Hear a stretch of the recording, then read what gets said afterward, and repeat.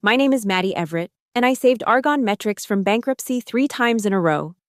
But this morning, when I walked into the CEO's office demanding the salary I deserved, he laughed like I was telling him a joke.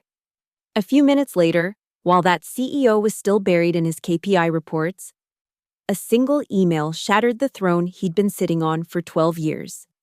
Everyone thought I'd leave quietly, but one click brought the entire Argonne building to its knees.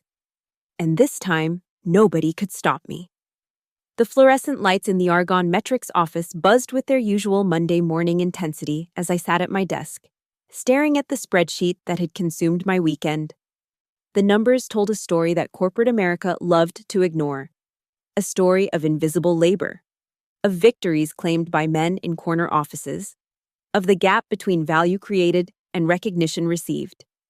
My coffee had gone cold hours ago, but the bitter taste in my mouth had nothing to do with caffeine. Argonne Metrics occupied 3 floors of a glass tower in downtown Chicago.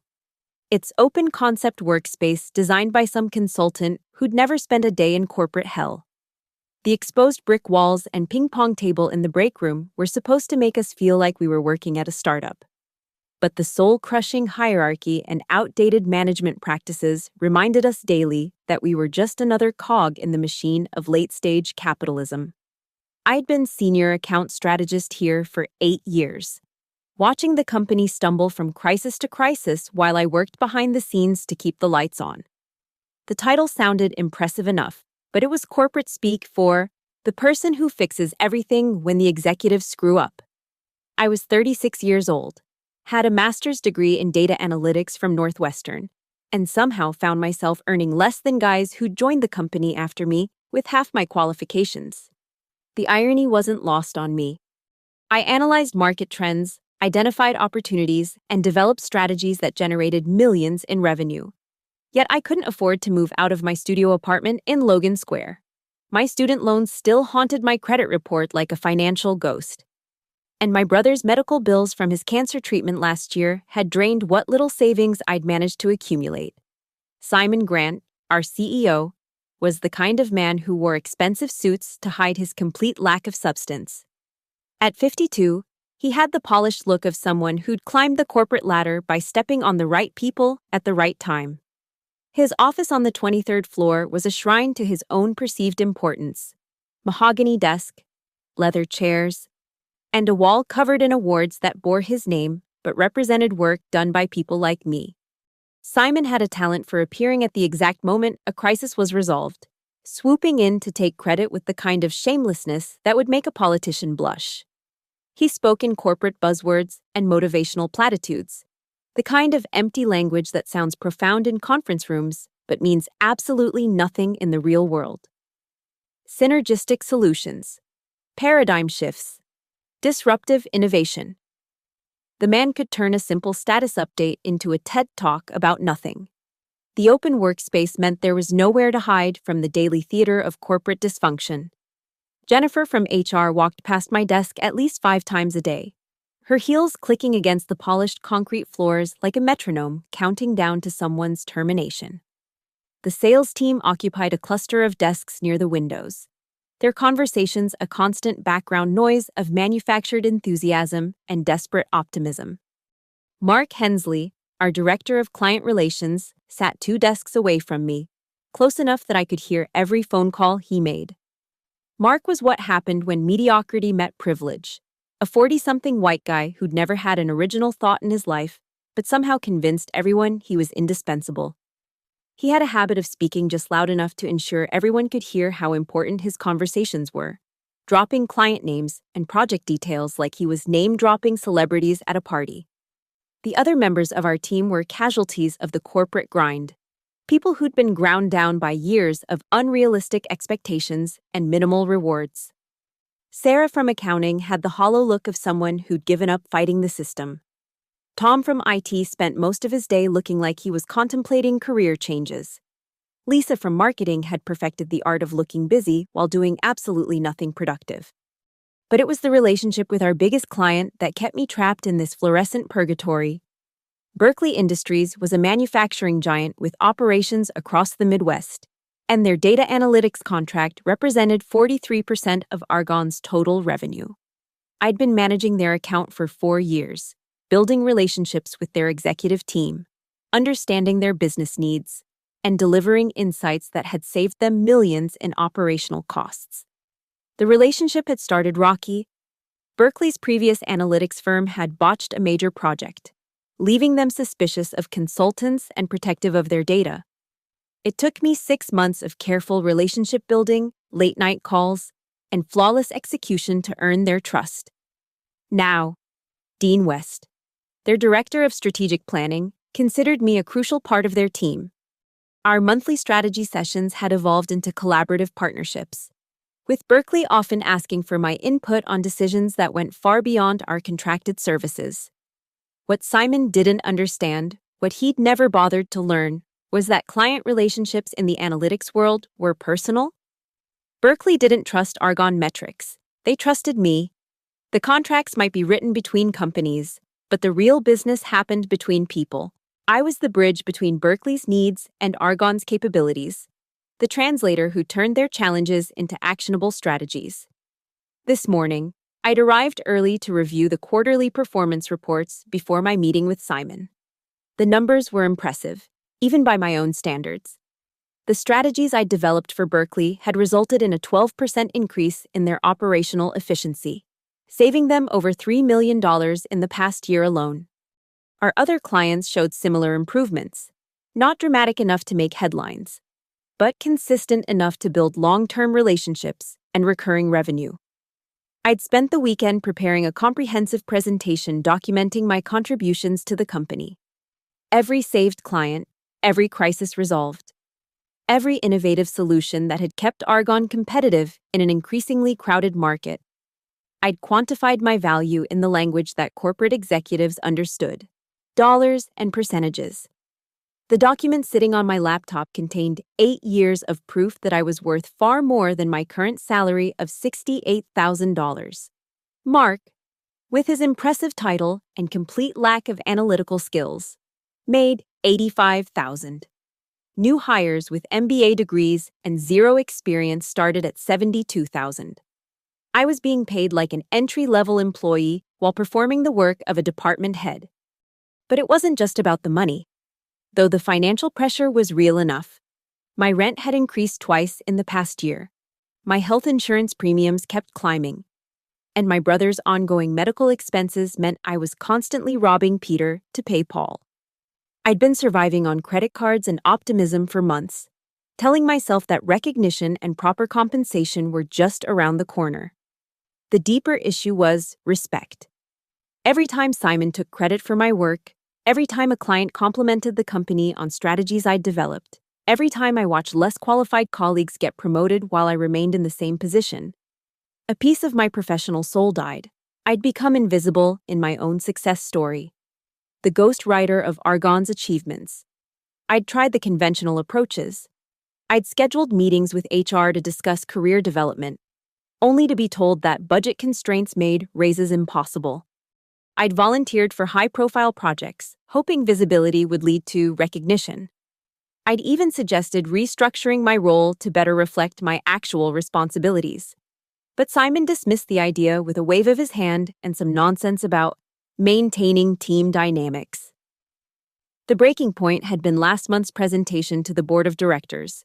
I'd spent 3 weeks preparing a comprehensive analysis of market trends and growth opportunities, complete with actionable recommendations and projected ROI calculations. The presentation was scheduled for Tuesday morning, but Simon called me into his office on Monday afternoon with a request that felt like a knife to the chest. "Maddie, I'm going to handle tomorrow's presentation myself," he'd said, not even looking up from his computer. "I think it's important that these strategic initiatives come directly from executive leadership." I'd stood there in his office, watching him practice my presentation, using my slides, presenting my research as if it had sprung fully formed from his own brilliant mind. He'd even had the audacity to ask me to make some minor adjustments to better suit his presentation style. I'd nodded, smiled, and made the changes, because that's what good employees do. They swallow their pride and enable their own exploitation. The board meeting had been a success, Of course. Simon received enthusiastic praise for his innovative thinking and strategic vision.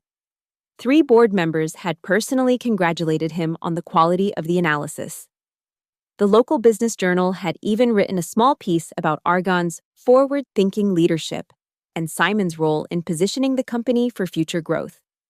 I'd watched from the back of the conference room as he basked in applause that should have been mine, answering questions about research I'd conducted, explaining methodologies I'd developed. When one board member asked about the data sources, Simon had gestured vaguely in my direction and said, "Maddie helped with some of the number crunching." Number crunching, 8 years of strategic thinking, relationship building, and crisis management reduced to number crunching. That night, I'd gone home to my studio apartment and made a decision. I was going to ask for what I deserved. And if Simon refused, I was going to leave. But not quietly. Not the way they expected. I'd started researching my options, and that's when I discovered something interesting buried in the Berkeley Industries contract, hidden in the dense legal language of Section 12, subsection 4, was a clause that most people would overlook. It was called a key person provision, and it was Argonne's Achilles heel. The clause stated that if I, specifically named as the primary account strategist, were to leave Argonne Metrics for any reason, Berkeley Industries had the right to terminate their contract immediately without penalty. It was insurance for Berkeley, protection against the exact scenario that was about to unfold. They'd insisted on the clause because they understood what Simon never would, that the relationship was personal, not institutional. I'd spent years building trust with Dean West and his team at Berkeley. When their previous analytics firm had let them down, they'd been burned badly enough to demand guarantees about continuity and reliability. The key person provision wasn't just legal boilerplate, it was acknowledgement that some business relationships couldn't be transferred or replicated. Simon had signed the contract without reading it carefully, dismissing the clause as standard legal language. He'd never bothered to understand the implications because he'd never bothered to understand the relationships that drove our business. In his mind, clients were interchangeable resources that belonged to the company, not individuals who chose to work with specific people. But I understood. I'd been nurturing this relationship for 4 years, building the trust that made everything else possible. Dean West didn't call Argonne Metrics when he had a problem. He called me. When Berkeley needed analysis outside our contracted scope, they didn't send requests through official channels. They asked me directly. I wasn't just their account strategist. I was their trusted advisor. The beauty of the key person provision was its simplicity. If I left, Berkeley could walk away immediately, taking their 43% of Argonne's revenue with them. No lengthy contract negotiations, no transition periods, no opportunity for Simon to charm his way out of the situation. Just a clean break that would leave Argonne scrambling to replace their biggest client while dealing with the financial crater left behind. I'd been carrying this knowledge like a secret weapon for weeks, waiting for the right moment to use it. Today was that moment. The office was starting to fill up with the usual Monday morning crowd. People shuffled past my desk with their coffee cups and weekend stories, completely unaware that they were about to witness the kind of corporate drama that becomes company legend. I'd prepared for this conversation the way a lawyer prepares for a closing argument, anticipating every possible response, every deflection, every attempt to minimize my contributions. My presentation was thorough, professional, and undeniable. I documented every client saved, every crisis resolved, every revenue dollar generated through my efforts. I'd included testimonials from clients, performance metrics that exceeded every benchmark, and a comparison of my contributions to those of similarly titled employees at competitor firms. The numbers were clear. I'd generated over $15 million in revenue for Argonne Metrics over the past 4 years. My retention rate with existing clients was 97%, compared to an industry average of 71%. The strategies I developed had been adopted as best practices across multiple client accounts, generating measurable improvements in efficiency and profitability. I was asking for a salary adjustment to $95,000, which would put me in line with industry standards for someone with my experience and track record. It was a reasonable request backed by concrete evidence of value creation. Any rational executive would see it as a no-brainer, a small investment to retain a high-performing employee who'd proven herself indispensable. But Simon Grant wasn't rational, and he'd never been particularly good at recognizing value that didn't come with a penis and an MBA from an Ivy League school. I knocked on his office door at exactly 9 o'clock, my presentation materials organized in a leather portfolio that I'd bought specifically for this meeting. Simon looked up from his computer with the expression of someone who'd been interrupted while doing something important, which was almost certainly checking his fantasy football scores or reading articles about leadership that he'd never actually implement. "Maddie, what can I do for you?" he asked, gesturing to the chair across from his desk. His tone was polite but distant, the way executives speak to employees they consider replaceable. I sat down and opened my portfolio, pulling out the bound presentation I'd spent hours perfecting. "I wanted to discuss my compensation and role here at Argonne," I said, sliding the document across his desk. "I've prepared a comprehensive review of my contributions to the company, along with market analysis of comparable positions." Simon picked up the presentation but didn't open it, holding it like it might contain something contagious. "Compensation review," he repeated, nodding slowly. "Well, we just completed our annual review cycle, and budgets are pretty tight this year." "I understand," I replied, keeping my voice steady and professional. "But I think when you see the numbers, you'll agree that this isn't just about annual adjustments. This is about properly valuing the contributions I've been making." He flipped through the first few pages of my presentation, his expression growing more skeptical with each chart and graph. I could see him trying to find holes in my argument, looking for reasons to dismiss what was clearly documented evidence of exceptional performance. "These are impressive metrics," he said finally, setting the presentation down without finishing it. "But you have to understand, Maddie, that success here is a team effort. No one person is responsible for our achievements." The dismissiveness in his voice was like a match striking tinder. I'd anticipated this response, but hearing him minimize years of my work still felt like a physical blow. "I'm not claiming sole responsibility," I said carefully. "But the data shows clear patterns of value creation that correspond directly to my involvement with specific accounts." Simon leaned back in his chair, adopting the posture of someone preparing to deliver uncomfortable truths to a naive employee. "Look, I appreciate your enthusiasm, and I'm not saying your work isn't valuable, but asking for a 40% salary increase is pretty aggressive, especially for someone in a support role." Support role. The phrase hung in the air between us like a slap. 8 years of strategic thinking, client relationship management, and crisis resolution reduced to support. "With respect," I said, fighting to keep my voice level. "I think my role has evolved significantly beyond support. I'm managing our largest client relationship, developing strategic initiatives, and generating measurable results that directly impact our bottom line." "Maddie," Simon said, and now his tone had shifted to something patronizing, the voice adults use with children who've asked for something unreasonable. "I think you might be overestimating your impact here. Yes, you do good work with the Berkeley account, but let's be realistic about what that means in the bigger picture." He was building up to something. I could see it in his expression. The slight smile, the way he was settling into his chair like he was about to deliver a punchline. I felt my stomach tighten with the anticipation of whatever humiliation was coming next. "The truth is," he continued, "account management is important, but it's not strategic work. You're essentially a liaison between our company and theirs. It's valuable, sure, but it's not the kind of work that commands the salary range you're talking about." I stared at him across his mahogany desk, this man who'd built his career on the backs of people like me, and felt something fundamental shift inside my chest. The professional mask I'd been wearing for 8 years started to crack, revealing the anger I'd been carefully suppressing.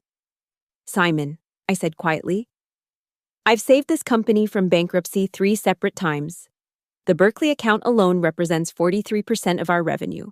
Last year's crisis with the Henderson Group was resolved because I worked 18-hour days for 2 weeks to salvage a relationship that you'd nearly destroyed with your negligence." His expression grew darker as I spoke, the fake friendliness evaporating. "I think you're being a bit dramatic," he said. "Yes, you've handled some difficult situations, but that's what you're paid to do." "What I'm paid to do," I repeated, letting the absurdity of the statement sink in. "Simon, I'm paid less than new hires. I'm paid less than Mark Hensley, whose biggest accomplishment this year was remembering to show up to client meetings." "Compensation isn't just about individual performance," Simon replied, falling back on the corporate talking points that executives use when they can't defend the indefensible.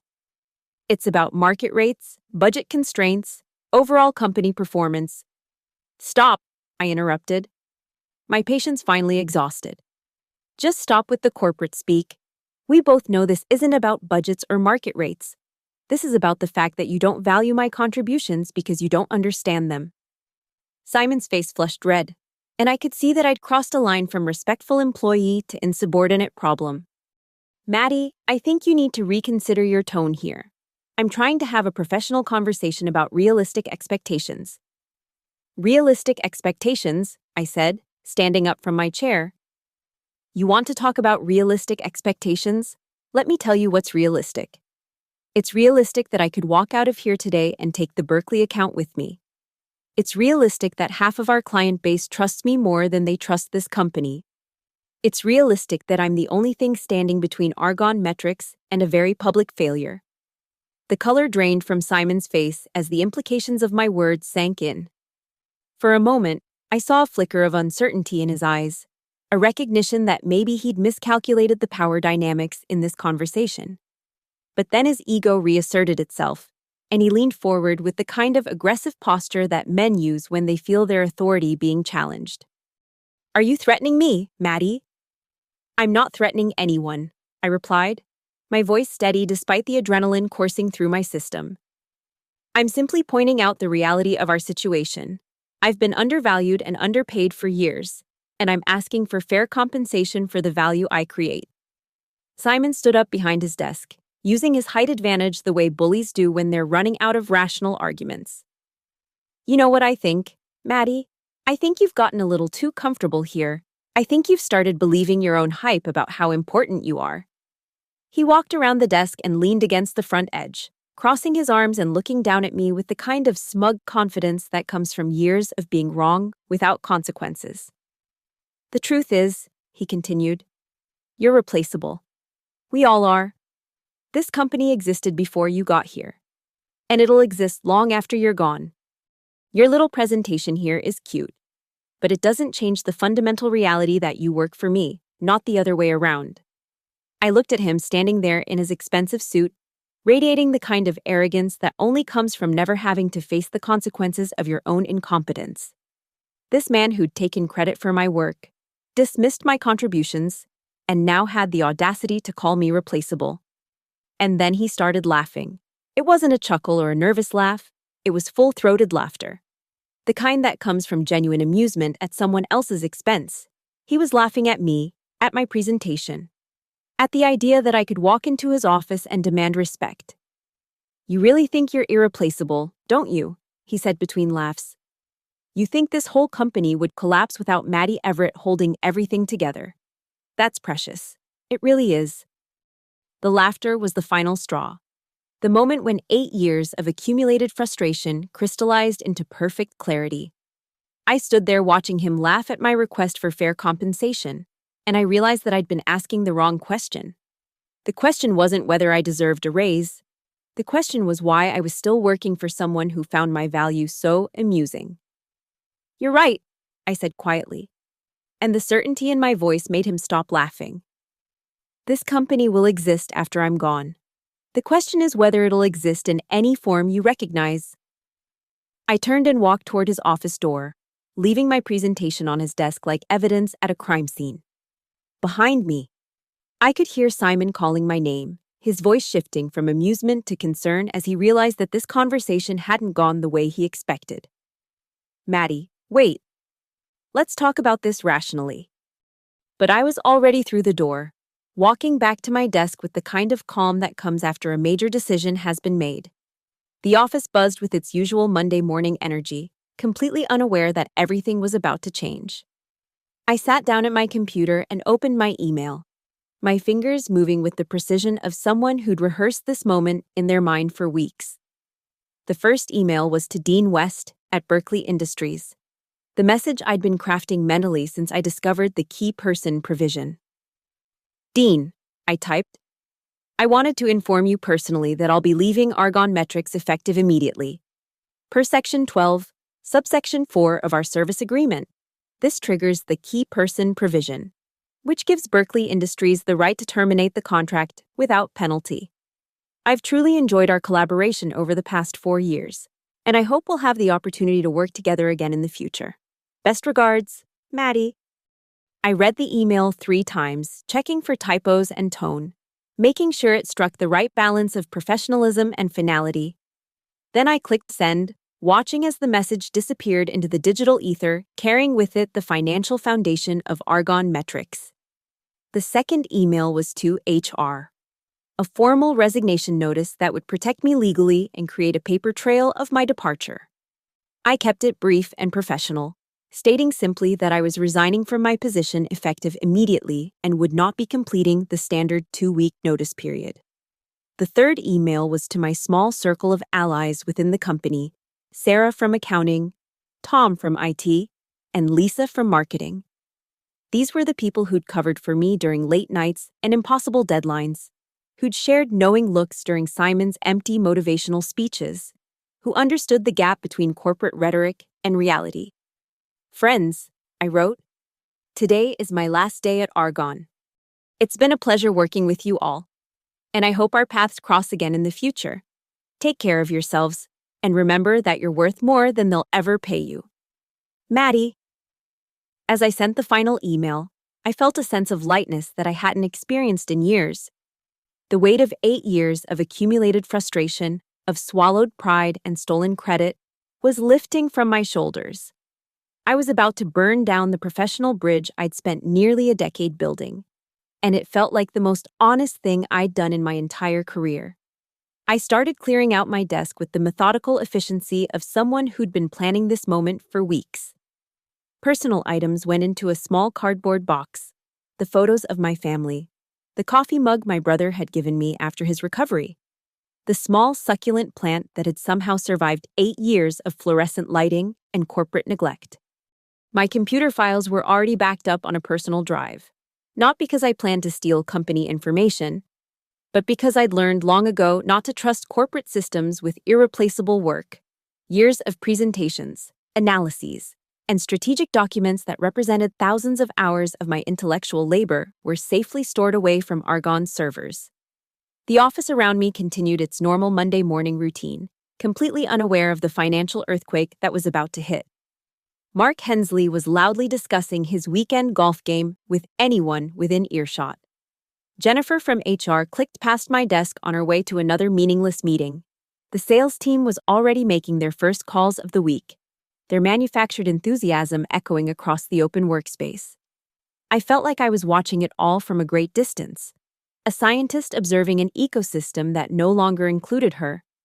These people would wake up tomorrow to a very different reality, one where their biggest client had disappeared overnight and their job security had evaporated along with it. Some of them would be fine. Good employees always land on their feet. Others would learn the hard way that corporate loyalty is a one-way street. My computer chimed with an incoming email, and I saw Dean West's name in my inbox. I opened his response with curiosity, wondering how quickly the implications of my departure would sink in. Maddie, his email read, I'm sorry to hear you're leaving Argonne, but I can't say I'm surprised. You've been carrying that company for years, and it was only a matter of time before they pushed you too far. Per our contract terms, I'll be initiating the termination process immediately. I've already spoken with our legal team, and they'll be contacting Argonne's leadership within the hour. I hope you'll consider staying in touch. We'd be very interested in working with you in whatever capacity comes next. Best of luck. Dean. I smiled as I read his response, appreciating both his honesty and his professionalism. Dean understood the business in a way that Simon never would, that relationships matter more than contracts.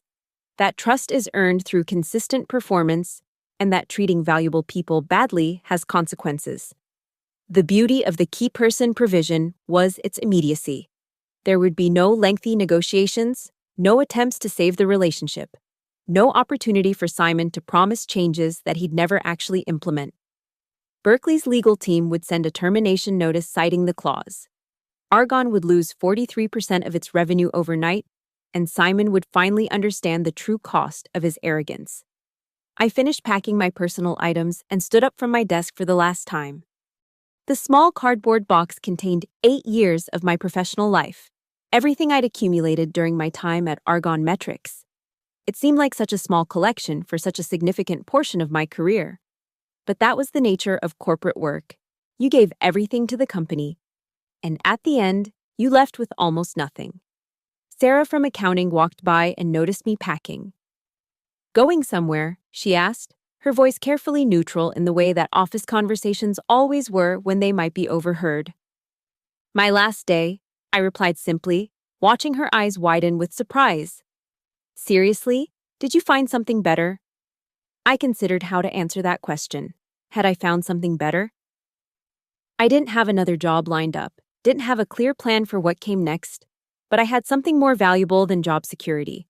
I had my self-respect back. "Something like that," I said with a smile that didn't reveal the magnitude of what was about to happen. Word spread quickly through the office in the way that significant news always does in corporate environments. People found excuses to walk past my desk. Their conversations a little too loud, their glances a little too obvious. I could feel the shift in energy as my coworkers processed the implications of my departure. Jennifer from HR appeared at my desk within minutes, her professional smile not quite hiding her concern. "Maddie, I heard you might be leaving us. Do you have a few minutes to chat about the transition process?" "There won't be a transition," I replied, continuing to pack my things. "I'm leaving today." Her smile faltered slightly. "Today? But we'll need to discuss knowledge transfer, client handoffs, all the standard procedures. You'll need to discuss those things with Simon." I interrupted gently. "He's the one who decided my contributions weren't worth fair compensation. I'm sure he has a plan for managing the accounts I've been handling." Jennifer's expression grew more worried as she realized this wasn't a normal resignation. "Maddie, I'm sure we can work something out if there are concerns about your compensation package. Let me talk to Simon and see what options we might have." It was too late for damage control. But I appreciated her attempt at diplomacy.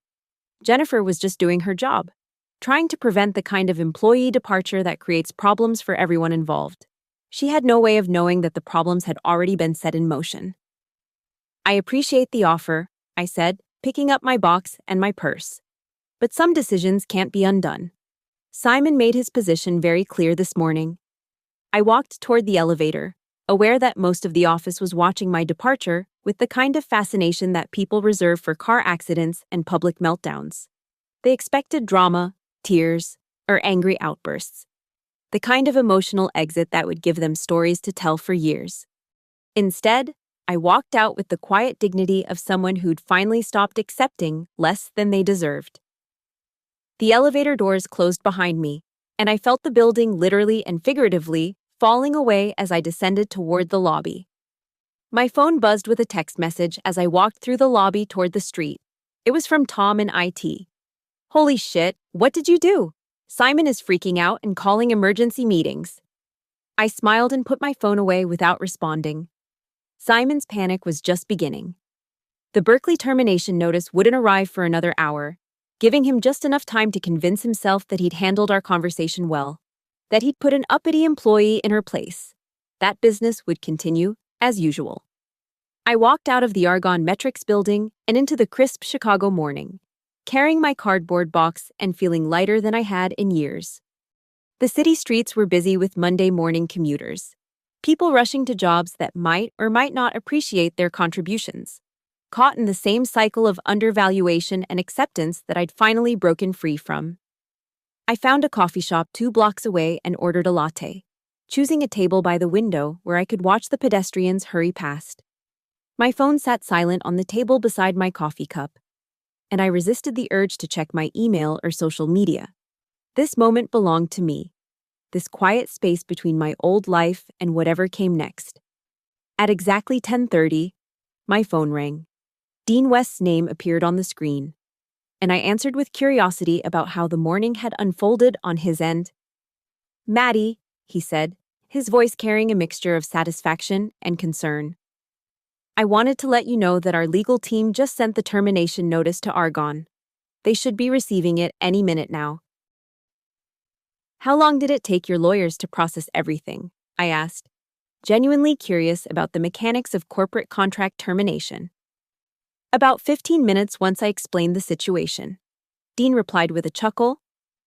"Turns out they've been waiting for an excuse to exercise that clause. They never liked working with Simon, said he was unprofessional and didn't understand the technical aspects of what we needed." I sipped my latte and watched people walk past the coffee shop window, each of them carrying their own professional stories and workplace frustrations. "What happens next on your end?" "We'll start looking for a new analytics firm immediately," Dean said. "But I want you to know that if you decide to go independent or join another company, we'd be very interested in continuing our working relationship. You've been invaluable to our strategic planning process." The validation felt good, but it also highlighted the absurdity of my situation at Argonne. Here was a client who understood my value, who was willing to terminate a multi-million-dollar contract rather than work with my replacement. And yet my own employer had laughed at the suggestion that I deserved fair compensation. "I appreciate that, Dean. I'll definitely keep you posted on what I decide to do next. Take care of yourself, Maddie. And for what it's worth, I think you made the right choice. That company never deserved you." I ended the call and sat back in my chair, processing the finality of what I'd done. There was no going back now. No opportunity to smooth things over or find a compromise. I detonated the nuclear option and would have to live with the consequences. My phone buzzed with notifications, emails, text messages, missed calls.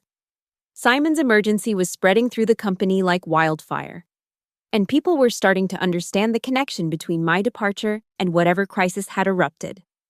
I ignored the notifications and finished my coffee, enjoying the luxury of being unreachable for the first time in 8 years. The irony of the situation wasn't lost on me. I'd spent years trying to prove my value through excellence, working harder and longer to demonstrate my worth to people who were fundamentally incapable of recognizing it. I'd given Simon every opportunity to treat me fairly, to acknowledge my contributions, to show basic professional respect. Instead, he'd chosen arrogance and dismissiveness, confident that I would accept whatever scraps he offered because that's what employees do. He'd miscalculated badly, assuming that my dedication to the company meant I was trapped by it. The truth was simpler and more devastating. I hadn't been trapped by Argonne metrics. Argonne metrics had been held together by me. My phone rang again, and this time it was a number I didn't recognize.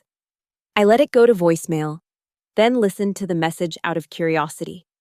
It was Simon, calling from what sounded like a conference room full of panicked voices. "Maddie, it's Simon. Look, I think we got off on the wrong foot this morning. I'd like to discuss your compensation concerns in more detail. Can you call me back as soon as possible? We received some concerning news from Berkeley Industries, and I think we need to talk about the transition process for your accounts." His voice carried none of the dismissive confidence from our morning meeting. The laughter was gone, replaced by the kind of carefully controlled panic that executives use when they're trying not to reveal how completely they've lost control of the situation. I deleted the voicemail without calling back. Simon had made his position clear during our meeting. I was replaceable. My work was just support. And my request for fair compensation was amusing enough to laugh at. He didn't get to change his tune now that the consequences of his arrogance were becoming clear. My phone buzzed with a text from Sarah in accounting. "Building is in chaos. Emergency board meeting called, whatever you did. It was spectacular." I finished my latte and gathered my things, finally checking the time on my phone. It was 11:15, which meant the Berkeley termination notice had been circulating through Argonne's executive team for about 45 minutes, long enough for them to understand the magnitude of the revenue loss, but not long enough for them to develop any kind of coherent response. Simon would be scrambling to control the narrative, calling emergency meetings, and probably drafting increasingly desperate emails to the board of directors. I walked out of the coffee shop and decided to take a longer route home, wanting to process the morning's events without the urgency of constantly buzzing notifications. The October air was crisp and clean, carrying the promise of winter and change. For the first time in years, I wasn't thinking about client deadlines or strategic presentations or the careful political maneuvering required to survive in a toxic workplace. My phone continued its relentless buzzing, missed calls from Jennifer in HR, text messages from colleagues, emails that I could see piling up in my notification preview. The digital desperation was almost amusing.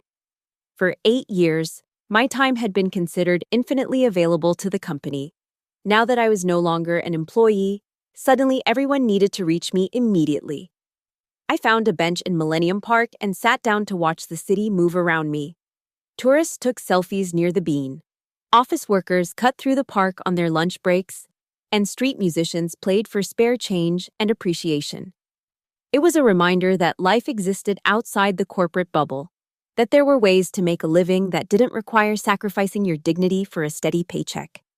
My phone rang again, and this time the caller ID showed Argonne Metrics, Maine. I answered out of pure curiosity, wondering who they'd designated to handle damage control. Maddie? It was Jennifer from HR, her voice tight with stress. Thank God you answered. We really need to talk about this situation with Berkeley Industries. What situation? I asked innocently, enjoying the role reversal that had taken place over the past few hours. This morning I'd been a supplicant in Simon's office, begging for recognition.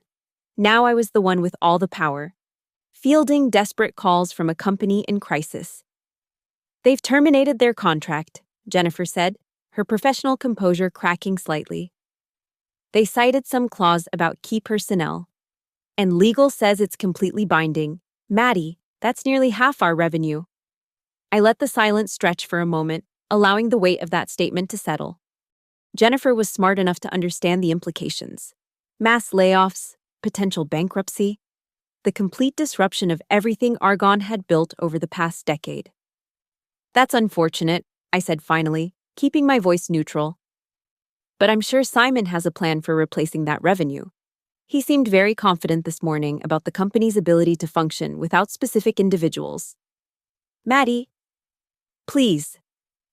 Jennifer's voice carried a note of desperation that I'd never heard from her before. Can we set up a meeting to discuss this? I know there was some kind of misunderstanding about your compensation, but I'm sure we can work something out. There wasn't a misunderstanding, I replied calmly. Simon was very clear about his position. He found my request for fair compensation amusing enough to laugh about. He explained that I'm replaceable and that I overestimate my importance to the company. The silence on the other end of the line stretched long enough that I wondered if the call had dropped. When Jennifer finally spoke, her voice was barely above a whisper. What would it take to fix this? It was the question I'd been waiting for. The moment when Argonne finally understood the true cost of treating valuable employees like disposable resources. But it was also too late.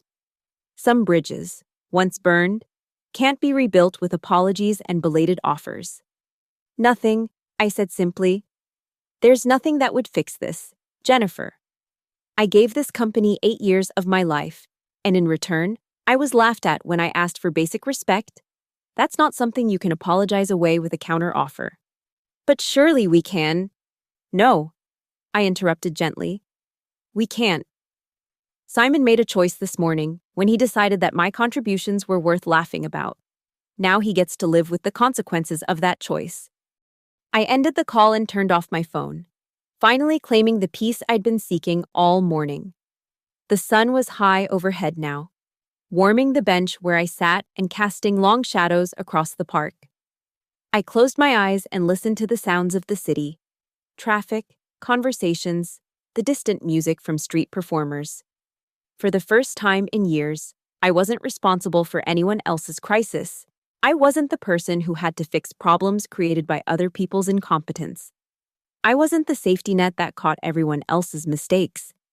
I was just Maddie Everett, sitting on a bench in Chicago, free from the weight of expectations that had been crushing me for nearly a decade. My apartment was a studio in Logan Square, modest but comfortable, with large windows that let in plenty of natural light. I'd lived there for 6 years, watching the neighborhood slowly gentrify around me while my salary remained frustratingly stagnant. The rent had increased twice in the past year, pushing my housing costs to nearly 60% of my take-home pay. But I'd stayed because moving required deposits and time that I never seemed to have. Now, as I unlocked my door and set down my cardboard box of office belongings, I realized that staying had been the right choice for reasons I couldn't have anticipated. This apartment had become my refuge from corporate toxicity, the place where I could remember who I was when I wasn't trying to prove my worth to people who would never value it. I made myself lunch and sat at my small kitchen table, looking out at the tree-lined street below. My neighbor's dog was sunbathing on the fire escape across the courtyard, completely content with his simple existence. There was something enviable about that kind of contentment, the ability to be satisfied without constantly striving for more recognition, more money, more validation from people who weren't capable of giving it. My laptop sat on the kitchen counter, and I resisted the urge to check my email or browse job listings. Tomorrow I would start thinking about next steps, about how to rebuild my career on a foundation of self-respect rather than corporate approval. Today, I just wanted to exist without the constant pressure of being productive, strategic, or available. The afternoon passed quietly. I read a book I'd been meaning to finish for months, took a long bath, and cooked myself a proper dinner instead of the usual rushed meals between client calls and urgent emails. It was a luxury I'd forgotten existed, time that belonged entirely to me, with no agenda beyond personal satisfaction. As evening approached, I finally turned my phone back on and was greeted with a flood of notifications. Missed calls, voicemails, text messages, and emails had piled up throughout the day, creating a digital monument to Argonne's desperation. I scrolled through them with detached curiosity, watching the progression from professional concern to barely controlled panic. Simon had called 7 times, each voicemail more desperate than the last.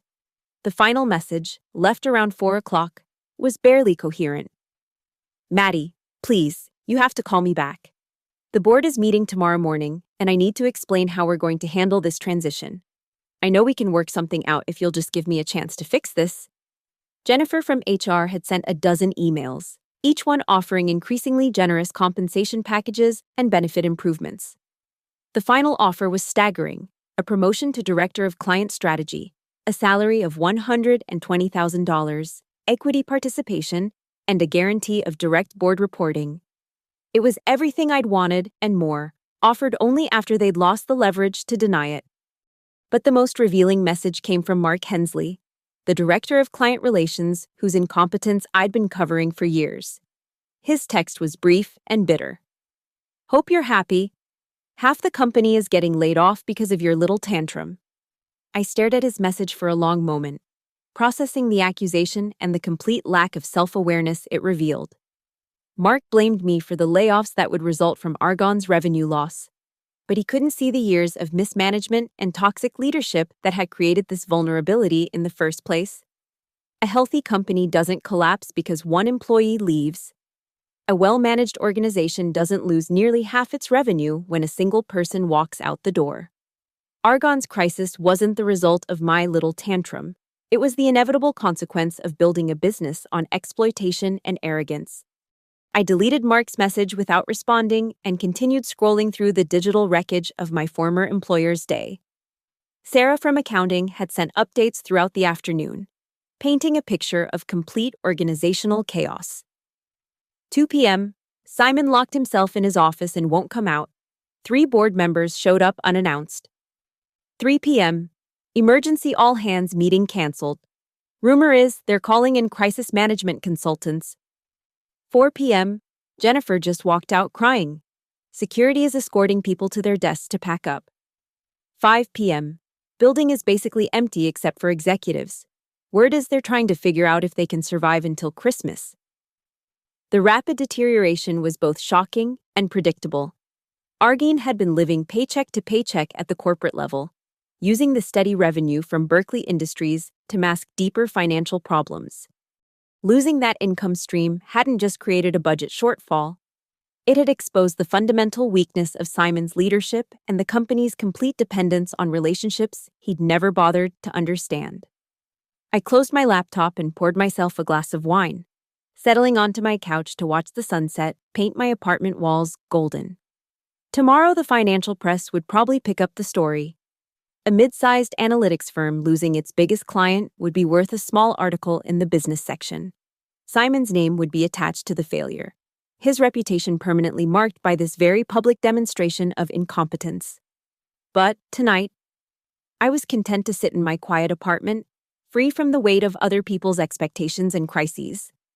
For the first time in 8 years, I wasn't responsible for fixing anything or anyone. I wasn't the invisible hand holding Argonne metrics together, the unpaid crisis manager who absorbed every shock and solved every problem. I was just myself again, and that felt like the most valuable thing I'd gained from this entire experience. My phone buzzed one final time with a call from an unknown number. I almost ignored it. But curiosity got the better of me. "Is this Maddie Everett?" The voice was professional, but warm, with a slight southern accent. "Yes, who's calling?" "My name is Patricia Chen. I'm a partner at Morrison & Associates. We're a boutique consulting firm that specializes in data analytics and strategic planning. Dean West at Berkeley Industries gave me your contact information." I sat up straighter, intrigued despite my exhaustion with phone calls. "What can I do for you, Patricia?" "Well, I'll be direct," she said with a laugh. "We've been following your work at Argonne Metrics for a while, and we're very impressed with what you've accomplished there. Dean told us about your departure and suggested we might want to have a conversation about your next steps." "I'm listening," I said, though part of me was skeptical of anything that seemed too good to be true. "We're looking for someone to head up our Midwest operations," Patricia continued. "It would be a senior partner position, equity participation, significant autonomy, and the chance to build something from the ground up. The base salary would start at $150,000 plus performance bonuses and profit sharing." I nearly dropped my wine glass. The offer was more than I dared to dream about during my darkest moments at Argonne, the kind of opportunity that usually required decades of political maneuvering and corporate ladder climbing.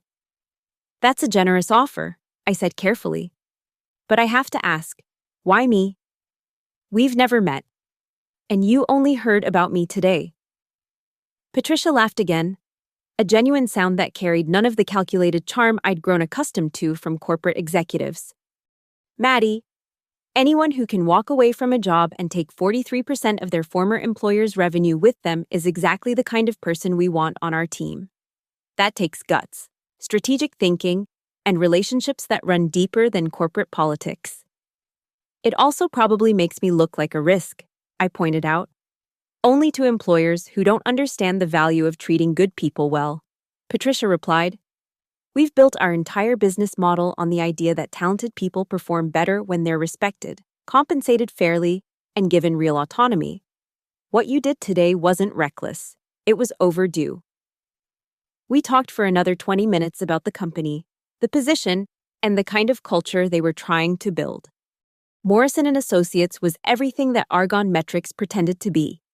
A firm that prioritized long-term relationships over short-term profits, that invested in employee development, and that understood the connection between fair compensation and exceptional performance. "I don't expect an answer tonight," Patricia said as our conversation wound down. "But I'd love to fly you out to Atlanta next week to meet the team and see our operation firsthand. No pressure, just a chance to explore whether this might be a good fit for both of us." After I hung up, I sat in my darkening apartment processing the unexpected turn my day had taken. This morning I'd been an undervalued employee, begging for recognition from someone who didn't respect me. Tonight I was fielding job offers from companies that understood my worth before we'd even met. The contrast was stark enough to be almost funny. Simon Grant had spent 8 years taking my contributions for granted, convinced that I would always be there to clean up his messes and absorb his failures. He'd been so confident in his power over me that he'd laughed when I asked for fair treatment. Now he was facing the destruction of everything he'd built, while I was being courted by companies that valued exactly what he'd dismissed. The market had delivered its verdict on our respective worth, and it wasn't even close. I finished my wine and prepared for bed, setting my phone to silent for the first time in years. Tomorrow I would start building whatever came next. But tonight belonged to the quiet satisfaction of a decision well made. As I turned off the lights and settled into bed, I thought about the small cactus I'd rescued from my desk at Argonne. It sat on my windowsill now, its stubborn resilience a reminder that some things survive and thrive even in the harshest environments. For 8 years, I'd been like that cactus, enduring conditions that should have killed my professional spirit, finding ways to bloom despite the toxicity around me. But unlike the cactus, I'd had the power to transplant myself to better soil, and that's exactly what I'd done. The last thing I saw before falling asleep was my phone lighting up with another call from Argonne Metrics. I smiled and let it go to voicemail, finally free from the obligation to be available for other people's crises. Some bridges are worth burning, especially when they lead to places you never wanted to go in the first place. I woke up the next morning to silence, no buzzing phone, no urgent emails, no crisis demanding my immediate attention. The absence of emergency felt strange after 8 years of constant availability, like a phantom limb that I kept expecting to feel. I made coffee and breakfast at my own pace, luxuriating in the simple pleasure of a morning that belonged entirely to me. My phone showed dozens of missed calls and messages from the night before, but I ignored them while I planned my day. First, I would call Patricia Chen back to accept her invitation to Atlanta. Then I would start the process of officially closing my chapter with Argonne Metrics, returning company property, finalizing paperwork, and creating a clear separation between my old life and whatever came next. The news of Argonne's crisis had apparently spread beyond the company itself. My LinkedIn profile was flooded with connection requests and messages from recruiters who'd heard about my dramatic departure. The corporate world was smaller than people realized, and news of a senior employee walking away with a major client traveled fast through professional networks. But it was an email from Dean West that made me smile the most. He'd forwarded me an article from the Chicago Business Journal with the subject line, "Thought you'd enjoy this." The headline read, "Argonne Metrics loses major client following senior employee departure." The article was brief, but devastating, outlining the basic facts of Berkeley's contract termination and the financial impact on Argonne. Simon's name appeared several times, always in the context of declined to comment or could not be reached for statement. The piece concluded with a quote from an unnamed industry analyst. This situation highlights the risk of building client relationships around individual employees rather than institutional capabilities. When key personnel leave, companies can find themselves extremely vulnerable to exactly this kind of outcome. I read the article twice, appreciating the professional language that nonetheless made Argonne's failures seem both predictable and self-inflicted. The analyst's quote was particularly cutting because it missed the real point entirely.